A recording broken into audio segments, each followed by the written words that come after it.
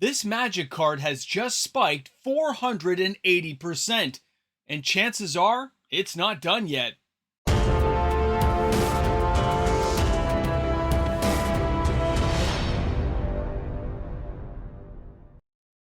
It's not that unusual to have a card spike in value and then slowly trend down. But what happens when a card refuses to go back down and kind of becomes a very stubborn card that keeps increasing in price? Welcome back, everyone. MTG Moxman here, and thank you again for hanging out with me on my channel today. And we're discussing a particular card we've seen before. Now, we are taking a look at today's card right away because you guys don't like waiting for these kind of card spike videos. This is Underworld Dreams. This is 10th edition. And as you can see here, the average price is $39.99. It's approached that $40 level in this particular version of the card. Now, if we go ahead and take a look at other versions. So if I show you 8th edition, this card's only $7.17, but of course it is still spiked up in value, hasn't it? And then of course, if we continue down this daisy chain, you can see that the Duels of the Planeswalkers, yes, this card is at $7.09 and continues to go up.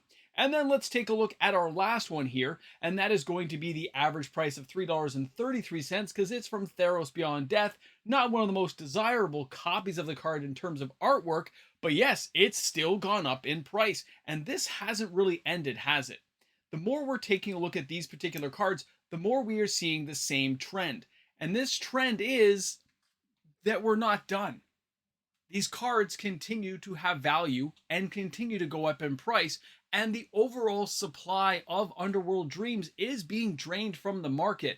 Deck after deck, week after week, and now over a month and a half in, we've seen stocks of this card dwindle down. So what's going on? Well, most of you guys know that Valgavoth has become a very popular commander, and the Harrower of Souls is the reason. He is the #1 standing point why we're seeing this card go up. Now, don't forget, Valgavoth, the Harrower of Souls, is only a $7 card. It's not an expensive card to get your hands on right now. And yes, you could have bought the pre-con deck and built with it, but a lot of players have torn this stuff apart and built individual decks that have just become brutal. Now, when we take a closer look at Valgavoth, let's not forget, he is a 4 casting cost 4/4, okay? Now, he has flying, he has ward, pay 2 life. He's also an Elder Demon and, of course, a legendary creature.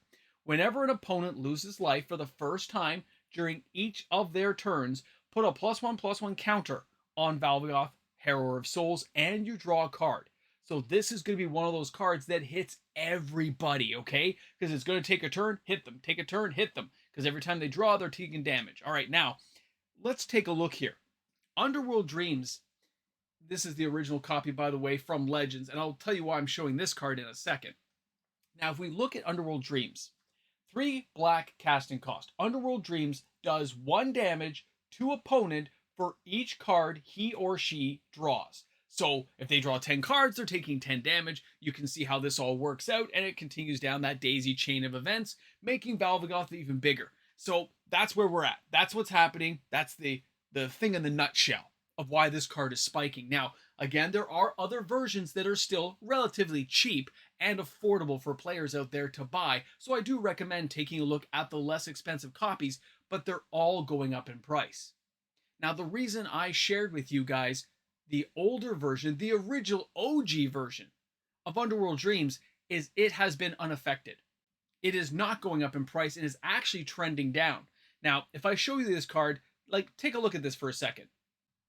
Now, taking a look at the original Legends edition of this card, it's still losing value month over month. It's lost $3.90 this month, even though it's an original copy, and that's because it's the most expensive copy available, okay? When you take a look at Underworld Dreams in the original version of it, it looks like it's some kind of Dante's Inferno style kind of artwork feel to it with the whole red flaming background. But the real kicker that you can tell from a card like this being of such value is it's like water. It's taking the path of least resistance. So now that this version we just saw spike up to $39.99, that copy will now go stagnant. And the next lowest copy, which is probably going to be Theros Beyond Death, will be the next one hit. And don't forget, it's an uncommon. The older editions are rares, but as the card has become a little bit power creeped out by other cards, it became less valuable until we came across Valgavoth the Harrower. When he came along and gave us a reason to want this card, and the sheer number of players still building, it is showing the stubbornness of this card, even with the water rule. With the Path of Least Resistance, yes, the card gets bought up. Lots of people buy it, but the only thing we're going to see is different versions get bought until there's nothing left. And that makes me wonder when we get a reprint of this card, or if we'll get a reprint, considering how many times it's already been printed. There should be a lot out there. But I think with so many Commander players desiring some version of this build, little tweaks and little kind of somersaults, they're going to try something new and a little twist here. We're going to see a lot more of these copies leaving the market. Now, that doesn't mean it's a speculation card. It doesn't mean there's lots of players diving in just to try to flip it, because there are lots of versions available. And there's also other decks that like to use Underworld Dreams, which means there's other reasons to get the card other than Valgavoth Harrower of Souls deck. But I don't know how many people are playing with it right now. I have maybe 4, 5, 6 copies. I have 1 or 2 Legends copies from back in the day, and I've never needed to buy more. And I'm wondering how many players out there are going to continue to buy this card. But at the stubbornness we're seeing for this price, and the fact all these prices aren't settling down, chances are it's going to continue in one way or another to gain value, to see more increases in different versions of these prices. I just showed you 4 or 5 of them right now, and other than the OG version, which is still losing value because it's so expensive, we're seeing all the lower end versions spike up as they leave the market.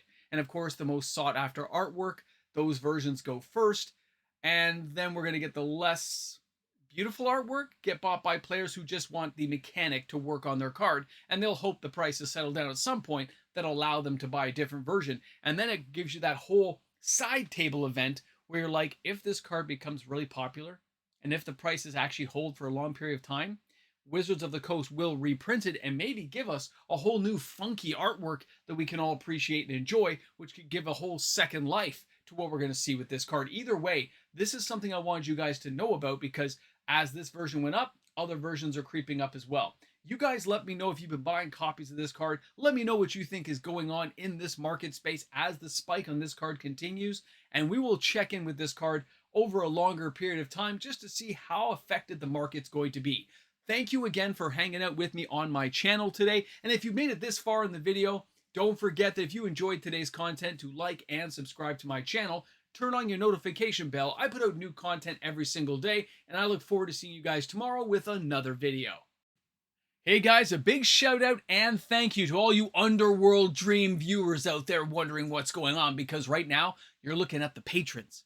These are the guys who make it happen here each and every day. Whether they're a patron or a YouTube membership member, it's because of them that these videos get created each and every day. So thank you again for being supporters of my channel. I look forward to seeing you guys each and every day, and we'll stop in tomorrow, of course.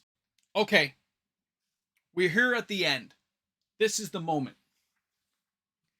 If there are copies going for 40 bucks and the sales have happened, why would somebody not just spend $15 more, maybe even less if you're buying lightly or moderately played versions of the original Underworld Dreams, because it has a lower print run.